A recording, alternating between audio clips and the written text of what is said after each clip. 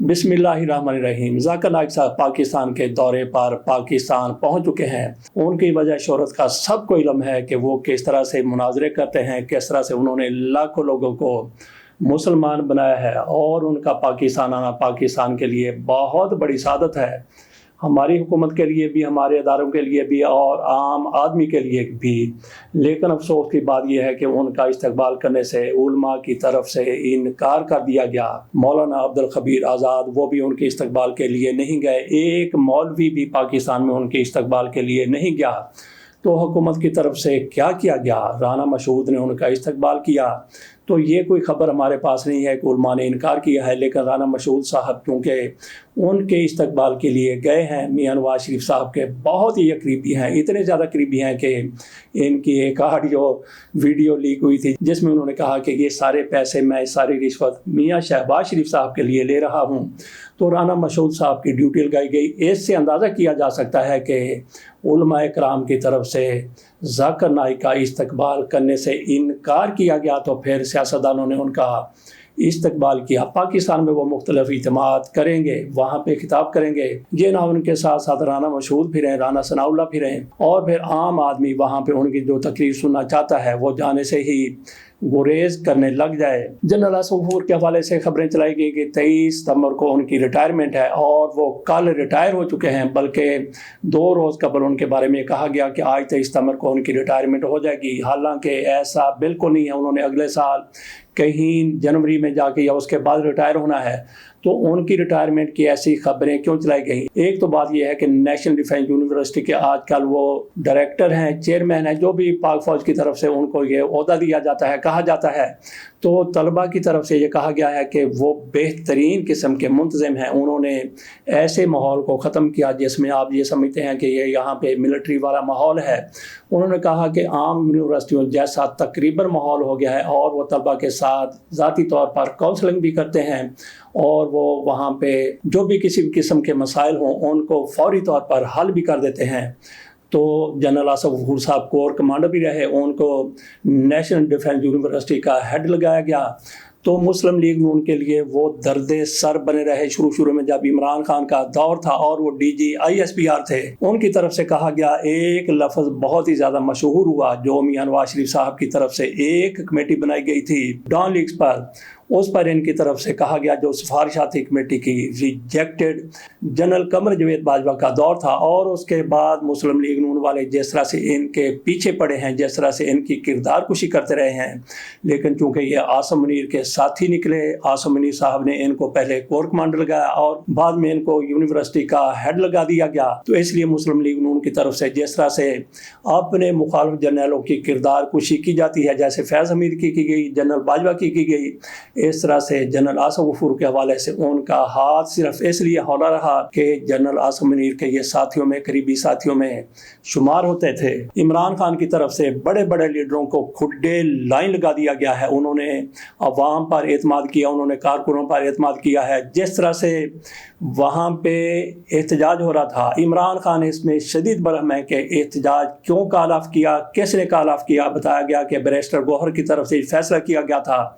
तो खबरें ये बाहर आई हैं कि इमरान खान ने कहा कि ये बुज़दिल है, किसी बहादुर आदमी को हम चेयरमैन PTI बनाएंगे, सरबराह बनाएंगे पार्टी का। तो असद कैसर के हवाले से बातें हो रही हैं कि असद कैसर को चेयरमैन बनाया जाएगा PTI का। तो जहाँ तक असद कैसर साहब का तलक है, थोड़ा सा पीछे चले जाएं, जब अदम एतमाद की तहरीक थी तो असद कैसर साहब की तरफ से सबसे पहले हथियार फेंक दिए गए थे।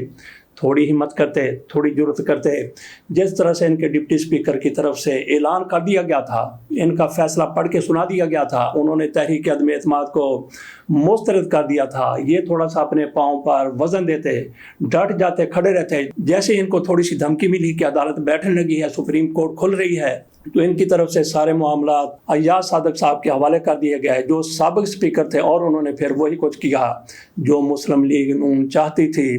तो असद कैसर साहब को चेयरमैन बनाया जा रहा है। बेहतर है कि गंडापुर जैसे किसी गंडासा बंदे को चेयरमैन बनाया जाए, उन पर भी कुछ लोगों का एतमाद नहीं है। शेर अफजल मरवत पर भी एतमाद नहीं है, तो फिर किसको इमरान खान पीटीआई का सरबराह बनाएं? ये बहुत बड़ा सवाल है। हो सकता है कि गौहर खान को ही चलाते रहें, लेकिन मामलात इमरान खान खुद अपने हाथ में लें और किसी को अपना नायब मुकर्रर कर दें जो सारे बड़े बड़े फैसले करे। वैसे ज़ाती तौर पर मैं ये समझता हूँ कि एहतजाज की कॉल एक रोज़ के लिए कॉल होती है, या तो पहले बताया जाता कि आपने इसको धरने में कन्वर्ट कर लेना है तो फिर ठीक है, लेकिन अगर एक रोज़ का एहतजाज था तो एक रोज़ एहतजाज का लिया और बड़ी कामयाबी के साथ एहतजाज हुआ। बहरहाल खान साहब तक जिस तरह से खबरें पहुंचाई गई हैं, उन्होंने उसी पर अपना रद्द-ए-अमल ज़ाहिर किया है, और हो सकता है कि इमरान खान इस मामले में भी बहुत दुरुस्त हों। जैसे मुनीब अख्तर साहब की तरफ से एक दिन में दूसरा खत भी लिख दिया गया है। उन्होंने कहा कि मैं मौजूद नहीं था, मेरी गैर मौजूदगी में किस तरह से बेंच बैठा, किस तरह से उसने समाअत की और किस तरह से ऑर्डर जारी कर दिया। पहले खत का भी काजी फैसल साहब की तरफ से कोई जवाब नहीं आया और दूसरे खत का भी जवाब आने का इम्कान नहीं है। शहबाज शरीफ साहब अक़वाम मुत्तहिदा की जनरल असम्बली से वापस आ गए, लौट कर शहबाज शरीफ साहब पाकिस्तान आए हैं। तो पाकिस्तान को क्या बचा? पाकिस्तान को दो चीज़ें बची हैं शहबाज शरीफ के इस दौरे से। पहली सबसे बड़ी चीज़ जो शहबाज शरीफ को पाकिस्तान को बची है, ये इनकी सलाम अलैकी है। जो बाइडन के साथ इन्होंने हाथ मिला लिया, इनको सादत मिल गई कि इन्होंने जो बाइडन के साथ एक मरतबा फिर हाथ मिला लिया, सलाम अलैकी ले ली। और उससे भी बड़ी इनकी अचीवमेंट ये है कि कहा जा रहा है कि इनके खिताब को यूट्यूब चैनल पर जो अक़वाम मुत्तहिदा का है उस पर 1,37,000 लोगों ने देखा है। ये बहुत बड़ी कामयाबी, ये दो चीज़ें पाकिस्तान को बची हैं। और शहबाज शरीफ साहब के दौरे के दौरान ही $7 अरब का पाकिस्तान को कर्ज देने का फैसला भी सामने आया। इनकी तो लुटियाँ शुरू हो गई, इनकी तो खुशियाँ शुरू हो गई, शादियाँ बजने लगे। और तीसरी कामयाबी इस इजलास के दौरान ये है कि $7 अरब शहबाज शरीफ की हुकूमत को कर्जा मिल गया है, लेकिन इनकी लुटियाँ हैं। लेकिन अवाम के लिए क्या है? अवाम के लिए वो जो ऊँट के मुंह में ज़ीरा होता है उससे भी कम रिलीफ दिया गया है। सिर्फ 2 रुपए और कुछ पैसे पेट्रोलियम की कीमतों में कमी की गई है।